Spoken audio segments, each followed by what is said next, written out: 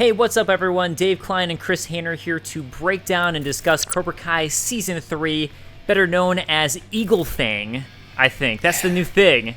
Eagle Fang. I love it so much. Gotta bite like an eagle, Dave. Gotta bite like an eagle. Gotta bite like an eagle. As you know, as we both know, I love this show so much, and I was very scared because eventually things just aren't as good as they were. But man, I think they blew it out of the water. Yeah. Like even the stuff we knew about, like going to Japan and all that, we'll get deeper into it. But like, I loved everything about this. I loved where it started immediately after season 2 ended. It's just, and where it ended, everything is just so good. Please don't tell me you hated it. Well, I didn't. I was worried because, you know, I think shows can drag, and I was super worried that season 3 would feel draggy. But like you, I loved it. I found it super bingeable. I think for me, the show is so based on people minor misunderstandings that blow up. There's a point where I feel like it's getting to be a bit too many of those, but outside of that and some minor nitpicks that I have that we'll get into later, I really love the season. And it's not a big deal because the season was so much fun. And that's the thing, the show is just fun to watch, so I loved it too. It was great. I mean, honestly, a lot of kids are getting seriously critically injured because of like some high school romance drama. And what's not to love about that? It's perfect. Chris, what did you love so much about this season? What worked for you since you did love it so much? Other than everything. Like, there's so many things that were like on like a big and a small scale. Like I feel like we have to talk about everything they did with the character of Kreese. Yeah. Like yeah. he is ultimate dark. He's ultimate evil, and like the fact that they actually showed the making of that person and like what caused him to get to that breaking point, I feel is very important to sort of the larger universe they're building out. And it also teases the idea, I don't think it'll ever happen, that like maybe Kreese can be saved like Johnny has, but I doubt it. Yeah, it did a good job making him a real character, because before he was just this ominous villain. And now it's like, oh, okay, you can see what led to that. And I like the fake out in the beginning where you think he's going to be the bully. And it turns out he's almost the Eli in a way. Eli is almost like his, until the end of the season, Eli's almost like that version of Kreese where he was being bullied and picked on and then realized what the real world was like and had to get tough. Right. So, yeah, it was nice seeing that and seeing that turn. I will say it's for me it was kind of funny that I don't know if we were supposed to get the idea that Kreese was that young Kreese before going into the war was a teenager. Oh yeah, he doesn't look at all like one. And I'm like, this is a high school show. All the other kids on the show look like kids, and there's this big burly dude's like, I'm the bus boy. I thought that was a lot. I thought that was pretty funny. I guess when they use the same actor for Vietnam and for high school. It's like, you know, it's like, well, it's a span of 5 years or whatever, so who cares? Don't think about it. And I love that they use that to sort of draw connections to Karate Kid 3, which looks like that's going to be the direction the show goes in.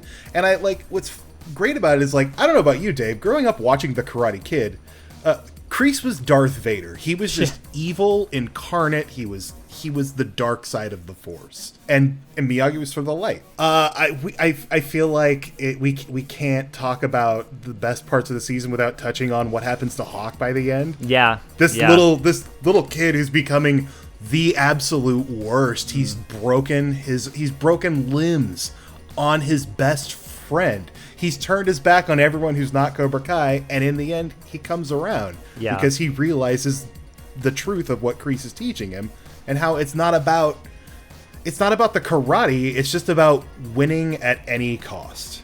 Yeah, it's like you see those little bits too. Even in season 2, there's those little bits where you're like, oh, maybe he'll turn around. And he doesn't quite get there, and it was nice to see that finally happen this season. You know, once Kyler came back, you know, that was like the first time where it's like, okay.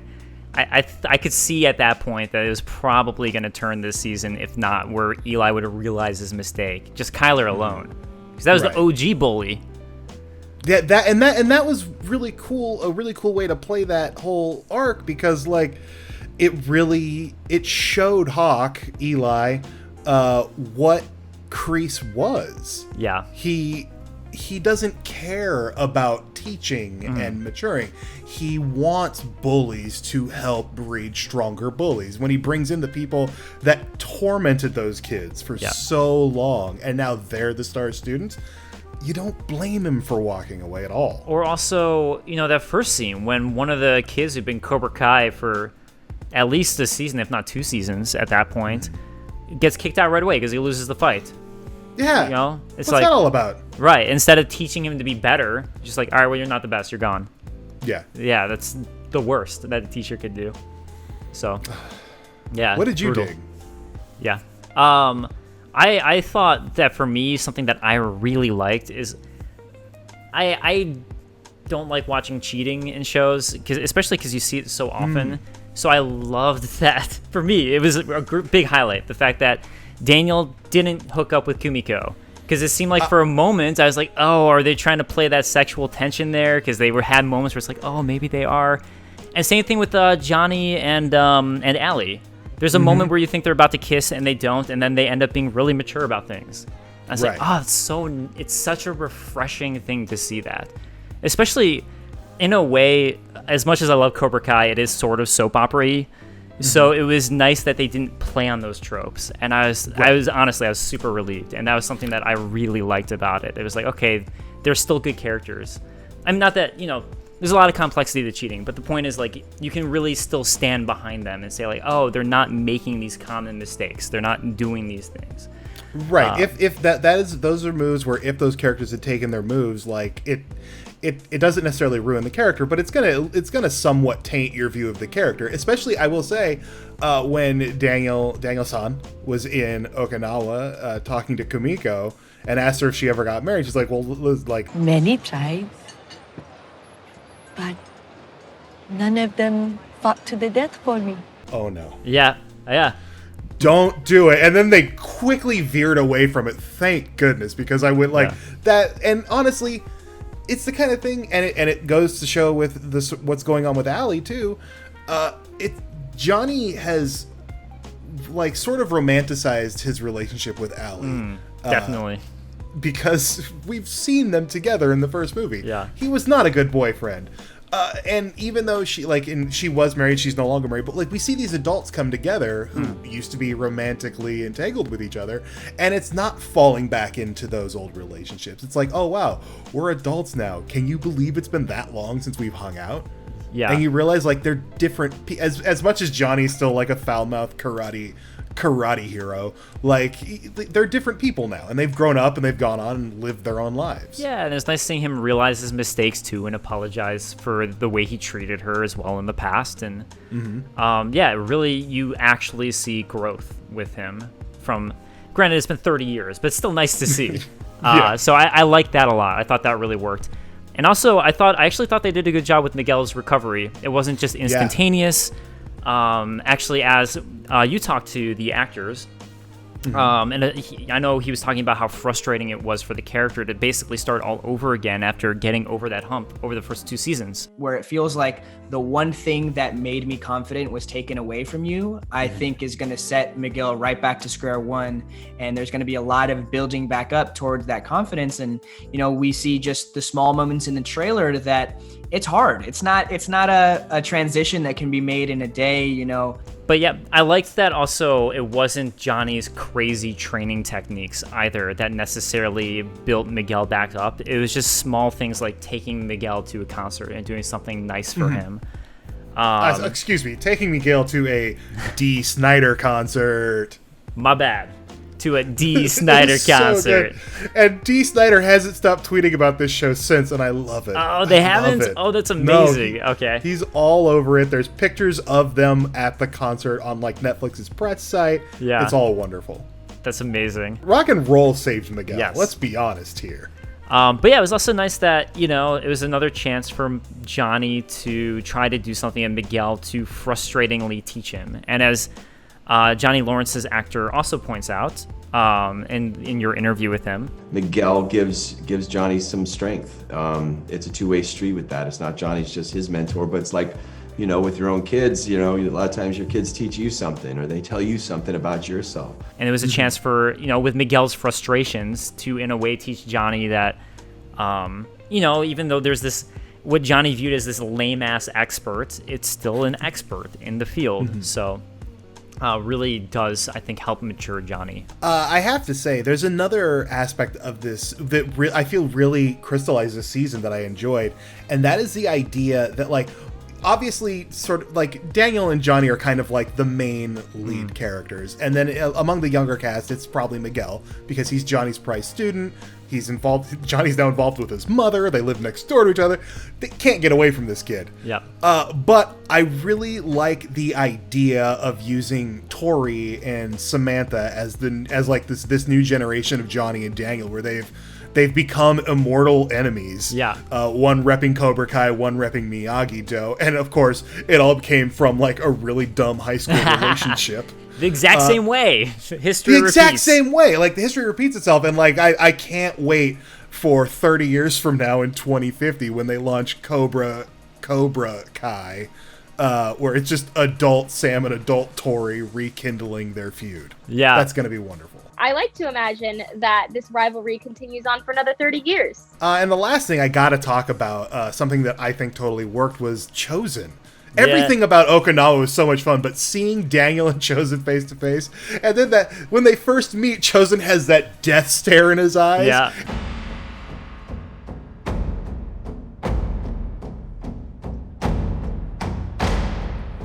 And then you realize, like, he's just a middle-aged dude in a Hawaiian shirt.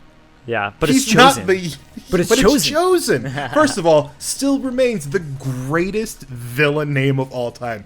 Chosen with a Z. Yeah. I love it. I'll always love it. But, like, I really liked that they used Chosen as sort of this vessel to further even more Miyagi teaching to Daniel, teaching him things that, like, he never would have gotten from Mr. Miyagi. And that whole episode is honestly one of the most emotional half hours of television I've seen in a long time. Because in addition to that, you also have Kumiko giving Daniel the letters that Miyagi wrote to her, and you realize, like, for my money, Daniel always viewed Mr. Miyagi as a father figure, but I don't know that he thought Mr. Miyagi viewed him as a son figure until that moment.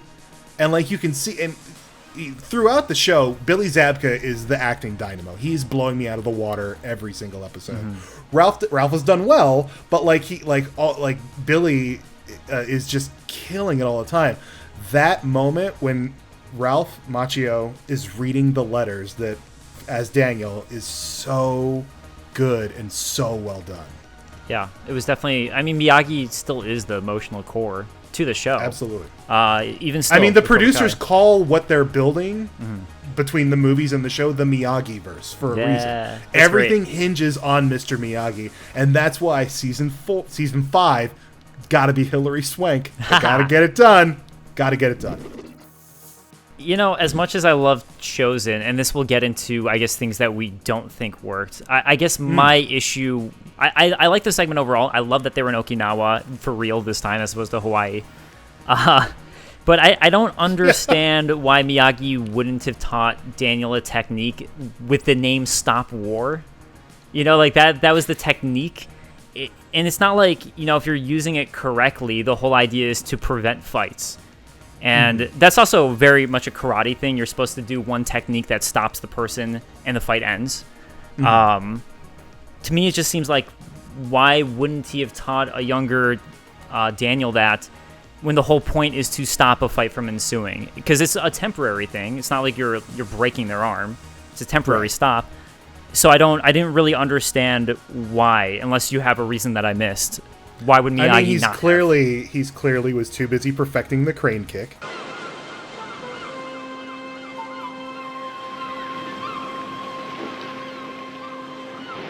That crane kick's not easy, Dave. I've tried it a million times. It's not easy. Especially when you're on a pole. Especially when you're on a pole next to the ocean. That's when it's worst. But no, yeah, I can't, like, off the top of my head, I can't think of a reason why Miyagi wouldn't have shown him. I mean, I do feel like there were a lot of times young Daniel was very much a hothead. Yeah. And the Stop War is a weird superpower that could go horribly wrong in the hands of the wrong guy. And I mean, look, by Karate Kid 3, you know, if you've seen Karate Kid 3, Daniel kind of goes to the dark side for a little while, and he's in Cobra Kai. Yeah. So, I don't know. It probably would have been a good thing to show him, but it didn't bother me all that much. Yeah, I mean, to me, this is where it's more of a nitpick. It's not like it ruined the show for me. I was like, I can't. It was just more of something I noticed, but I was like, why wouldn't he? I don't know why he wouldn't have done that. What was there that actually didn't work for you? Was there something that stood out for you that just didn't connect? Yeah, I mean, so that was one. Like I said earlier, there's just so many misunderstandings still. Another one with I thought it sucks to go to juvie, obviously, but I thought Robby was too misunderstanding about it, where you explain this is to prevent you from going to jail for 10 years, that sort of thing. You're going to get found, you're going to get caught. They found a way to do it for what? It was 3 months of juvie? Yeah. Compared to being in jail? It seems like a much better solution. And also, why isn't he happy that his mom is cleaning up her act too? Right, yeah, and I get why he's pissed off at Johnny with what happened there, but it's just, I thought he was too misunderstanding about that, and also the fact that he even joined Kreese in the first place. It's yeah. So I understand to a degree why they did that, to sort of set up future stuff. That makes sense to me. That is an interesting tactic where Johnny, Kreese took everything from you, including your own child. Yeah. That thing that Daniel took from you in season 1 and 2. Yeah, from a setup perspective, from a story perspective, I get it. It makes complete sense. The way that they did it, I was like, I just didn't buy it in the moment. I guess it's more of that. But what about for you? Was there anything? For me, a lot of the season worked for me. Pretty much all the season worked for me. There was one sort of glaring thing missing, and it was the Cobra Kai student Aisha, who played a pretty big role. She's Samantha LaRusso's best friend. Yeah. And also she became one of Miguel's closest confidants. So she was kind of on both sides of the all-out karate war. And then they just quickly explained it away in the season 3 premiere. You didn't hear? After the fight, her parents moved her to a private school. They even put their house up for sale. I'm like, wait a minute. Yeah, I love how they could have done so much with her in this season. Yeah, I love how. Okay, so the explanation was that, and the reason they did that was because of the karate riot, right? It's okay, there's a karate riot, and they're like, we have to get the hell out of here. It's not safe here. But for some reason, the pretty girl from season 1, she's back. They're like, oh, we went away, but we moved back after the karate riot. You think other parents would be like, stay away, but there's other kids are moving back in. Also, her parents pulled her out of school, sold their house, and moved away. Robby literally almost murdered a kid. Yeah. In terms of the escalation of responsibility in the high school karate riot, Aisha's fairly low on the totem pole. In fact, I think if I'm remembering correctly, she only got involved when someone pushed her. Stop fighting! Stop! Oh, you want some of this? That's self-defense, man. So I think, again, this is just, I get from a storytelling perspective, it doesn't make sense. But or from the perspective in the moment. But I think the reason they probably cut her was because this was the season where Cobra Kai truly turned evil. So it's it's hard to see Aisha as a character going along with that. She could have gone to Eagle Fang, bro. But that didn't happen for 5 episodes, right? And there was as soon as Kreese became the main person teaching Cobra Kai, it's really hard to see that character being cool with that and staying with that. And she was influential on Hawk. She was friends with all of them. She was good friends with all of them. So I think that was probably why they did is they didn't really know how to write her in. And that's not necessarily an excuse. That's just my guess is why why I think they did it. It would have meant the character had to jump a few hurdles to get to the point where they're okay with some of the stuff Cobra Kai was doing. Because she was down for running in a cement truck and whatnot, but maybe not for gang war at the laser tag arena. The white bigger kid, him, we don't know him too well, so it's sure, maybe he turned evil. The nerdy looking smaller kid. Sure, whatever. Maybe he turned evil. I don't know. We don't know enough about them to say okay, maybe they would keep on continuing with that. But we knew quite a bit about Aisha. Right. We knew she a had bit. Been heavily featured. Right, and she's even being with Cobra Kai when they started being kind of bullies. She was still always a good presence.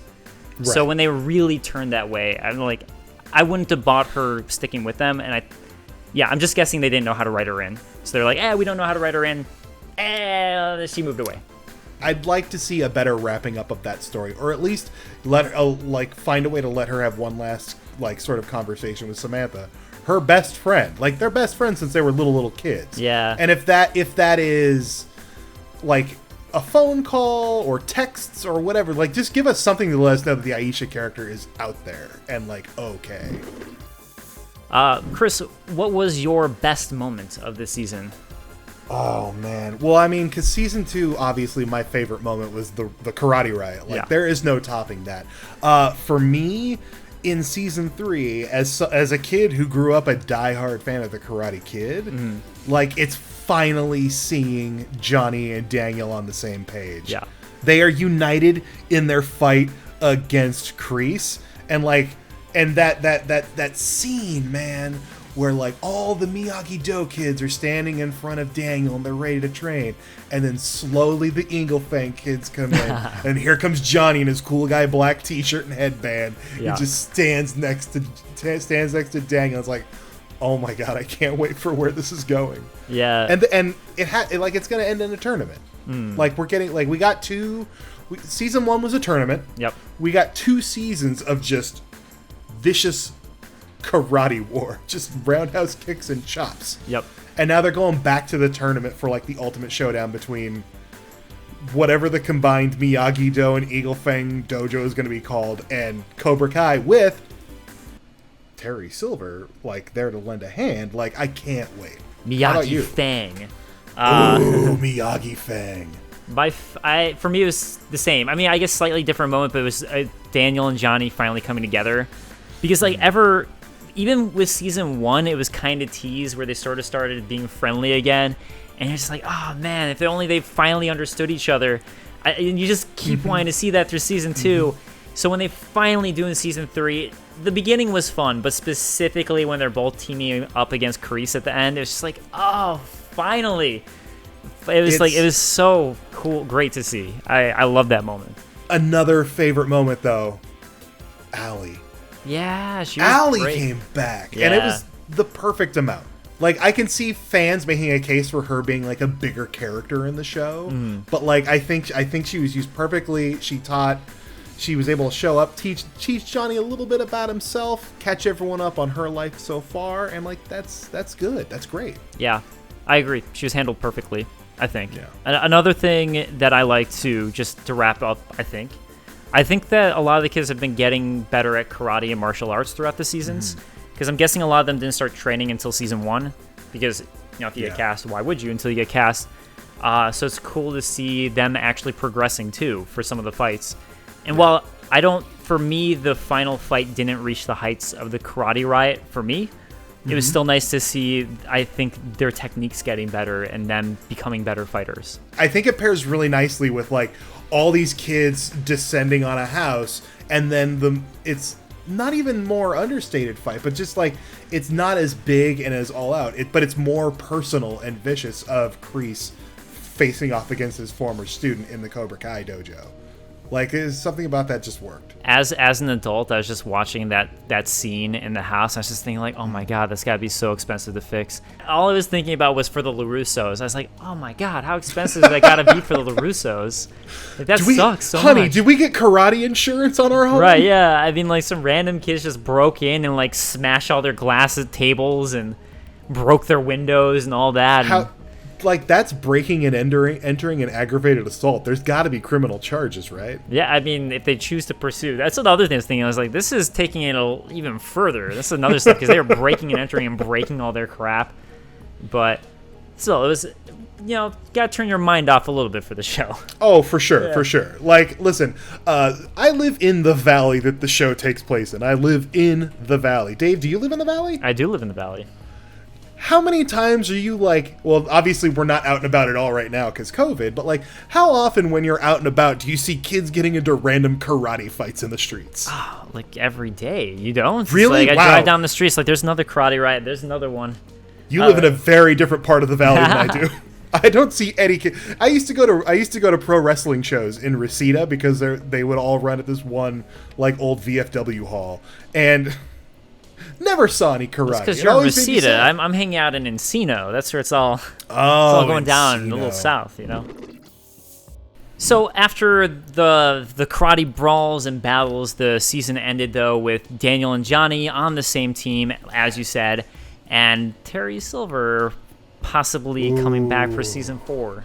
The secret best thing about the whole Kreese backstory is laying sort of the foundation for the relationship with Terry Silver, he's the only reason Cobra Kai reopened again in Karate Kid 3. Like, Kreese was down and out. He was destitute. And Terry Silver, wealthy businessman Terry Silver, his nom buddy, saved him. And it looks like that's the direction it's headed in again. They have not said whether or not well, first of all, they haven't said whether or not Terry Silver will actually show up. They've also not said whether or not the same actor will play him. Yeah. But, like, I mean, they got Elizabeth Shue. They got a bunch of the old Cobra Kai kids. They're able to pack in they got Daniel's mom for 2 seasons in a row, for crying out loud. Yeah. Like, I think they can get him back. You know, something I'm wondering about too for the next season is how many more Easter eggs are they going to be able to pull out that we haven't seen yet? Because they keep on pulling them out. Like this season, there was the soccer scene where they're playing soccer, and there's the tripping in soccer. I'm like, how many more Easter egg callbacks do they have left? I feel like how many more can they toss in? And I'm a sucker for all of them. Like, I remember, like, the easiest one they ever did was they put Miguel in the skeleton costume, and even then I was like, oh my god, they put him in the skeleton costume. That's amazing. So maybe season 4 there'll be a shower curtain costume. It's coming back. I'm like, yes, they gotta do the shower curtain costume. Right? Why not? Hey, you've come to the right place, stranger. This is my pitch for an Easter egg. Just have Jaden Smith in the background of a scene. Don't acknowledge it. Just have him like, hey, Jaden, can you just show up for a day for a dumb joke we're going to tell? I bet you he'd do it. I'd rather have Jackie Chan in the background if you're going to choose someone. Oh, Jackie Chan would be amazing. But like Jackie Chan, like, if Jackie Chan's going to be on camera and not do martial arts, like, what are we doing? Yeah, true. Like, come on. Man. Yeah. But yeah, that'd be funny. I'm intrigued to see what the introduction or the reintroduction, I guess, of Terry Silver means for season 4. And also, based on how this ended, it leads us to sort of know what season 4 is going to be. Yep. But the producers have plans to keep going. Really? I was going to say to me after that. Yeah, it feels like. I mean, I thought this after season 2, but especially after this season, it's just like, okay, they're going to do a karate tournament. Right. And presumably this is when Kreese finally loses. Right. Where do you go from there? That seems like that's it. That's the show. Because as much as I love the show, I really don't want them to have too much. Shows can go on for way too long. And I get it. You have a successful show. You want to go for as long as you can. Absolutely. But it's just like, shows get stale. So I really hope that they know their cutting off point. Unless it just keeps on being brilliant. I mean, that'd be a nice surprise.